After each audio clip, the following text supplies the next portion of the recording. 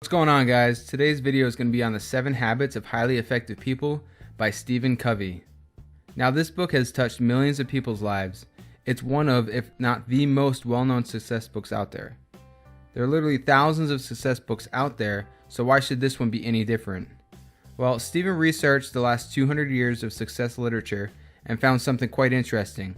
In the last 50 years, most of the books have been focused on the personality ethic. Things like public image, how you dress, how you perform in social interactions, positive mental attitude, skills and techniques to get people to behave in certain ways. These books focus on how to appear rather than how to actually be. The 7 Habits of Highly Effective People takes an inside-out approach. It focuses on the character ethic rather than the personality ethic. In the words of Stephen Covey, almost all the literature in the first 150 years or so focused on what could be called the character ethic as the foundation for success. Things like integrity, humility, temperance, courage, and justice, patience, industry, simplicity, modesty, and the golden rule. The character ethic taught that there are basic principles of effective living, and that people can only experience true success and enduring happiness as they learn and integrate these principles into their basic character.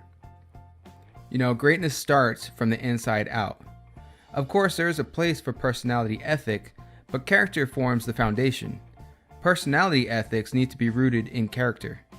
The personality ethic can be seen as fake, or as a fake it till you make it image if it's not rooted in character. Sometimes people apply these personality techniques in order to use and manipulate people to meet their own goals and agendas. In the long run, people will eventually see through this duplicity. But you can't fake character ethic. If you're still a little fuzzy on this concept, picture an iceberg, right? The personality ethic is above the water. The character ethic is below the water. It forms the foundation. It's where the greatest impact over the long term is. It's where you sow the seeds of greatness. The problem is that people don't focus on the foundation. They focus on the appearance.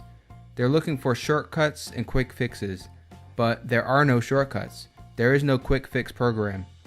But if you endure and apply the following habits, you will absolutely achieve your goals, and it will help you develop better relationships. A bit of a long intro there, but necessary to understand the principles this book is based on. So let's jump into the 7 habits. Habit 1 is be proactive. Let's look at something called the circle of concern and the circle of influence. The circle of concern consists of all the things that are out of your control, like the weather, politics, what people think of you, the economy, other people's mistakes, and other people's opinions. The circle of influence consists of all the things you can control, your attitude, what you read, what skills you learn, your enthusiasm, how you spend your free time and who you spend it with, your habits and hobbies, and so on. With that said, there are 2 ways to live life. You can either be reactive or proactive. Reactive people complain about the things that are out of their control. Their environment and outside forces affect their performance and their mood. Additionally, they don't take action or ownership of the things that they can control. And then you have the other type of person. They are proactive. This type of person realizes that their decisions determine their life, not their conditions. Proactive people don't complain about things they can't control. Additionally, they take action to improve the things that they can control. Proactive people understand that sometimes we may not have complete control over a certain situation, but we can control how we respond to a situation. So let's look at an example of how a proactive and a reactive person responds to the same situation. 2 people take a test and then they both fail. One blames the teacher and gives up. The other takes responsibility and ownership, studies harder, and tries to improve themselves. The reactive person complains about how bad the teacher is, and the proactive person asks, "What can I do?" They look at themselves first instead of blaming and complaining. Don't focus on what you can't control, focus on what you can control. Take responsibility, and keep in mind, as you become more proactive within your circle of influence, it grows bigger. You bring more power into your life. Even if you only implement 1 habit out of these 7 habits I'm going to go over, make it this one. This one alone can have a huge impact on your life. In life, you either act or you're acted upon. Habit 2 is begin with the end in mind. All things are created twice. The first time it's created is in your mind, and the second time is in the real world. So let's look at how it's created in the mind first. To get where you want to go in life, you need to have a map. You need to determine your life goals, your destination, and you also need a plan on how to get there. Otherwise, you're just aimlessly wandering around in life. So where do you want to go in life? Have you sat down and clearly defined the type of life you want? Do you know where you want to be in 5, 10, or 15 years from now? If not, then you're wandering around aimlessly at the whims of everyone else. Let me put it another way. Picture your life like a ladder. You're climbing up the ladder of life, working hard, doing the right things, and making progress up the ladder month by month, year by year. Then as you get toward the top of the ladder, you suddenly realize your ladder was leaning against the wrong wall the whole time. A lot of people live their lives like this. They don't have a vision for their life. They don't have what Stephen calls a personal mission statement. You need to make a conscious effort of where you want to end up, or other people will control your life and where you end up going. This is why this habit is so important. You need to figure out your destination first and then work towards it. If you're not really clear on what your purpose is, then think about the end of your life. How do you want to be remembered? Why do you want to be remembered for that? Find your purpose and make sure it has a strong why behind it. Not something like having a lot of money, but something that you have a real passion for. You weren't put here to make money, buy stuff, and then die. You have something to contribute to the world. You can add value. So find out what that is. Instead of asking what life has to offer you, ask what you can offer life. So take the time to think about your purpose, think about your values, and write them down. Your personal mission statement can be as simple as Will Smith's, which is, I want the world to be better because I was here. Very simple, and what you do is you keep this mission statement at the forefront of your mind, and whenever you make a decision, you see if it's in alignment with that mission statement. This will keep you on track. Go crazy, create your ideal life and your legacy. It can be whatever you want, dream big, and don't hold yourself back. Most of the time, the thing that holds us back is ourselves, so don't let self-doubt get in the way. Realize that anything is possible, so define how you want your life to be right now. Don't let the past or anything else hold you back. You write the script to your life, no one else. You are the programmer. Alright, habit 3 is to put first things first. If habit 2 says you're the programmer, then habit 3 is write the program. This is the second creation. As you learned in habit 2, all things are created twice. First in the mind, and then in reality. Habit 3, putting first things first, is where you take the steps and actions required to make your vision a reality. This is where we begin examining our daily routines and habits. Ask yourself, what's the most important thing for you in this moment?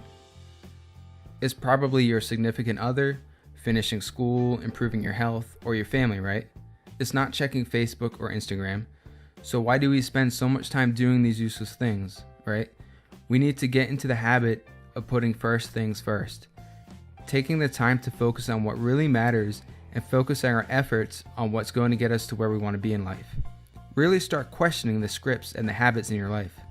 We've all fallen into the vicious cycle of waking up late, eating poorly, leaving late for work, rushing through traffic in a state of stress, being unorganized at work and being pulled in 1,000 different directions, and then getting home, eating fast food because you're tired, and then falling asleep late because you watched some new TV show. And then you wake up late the next day to do it all over again.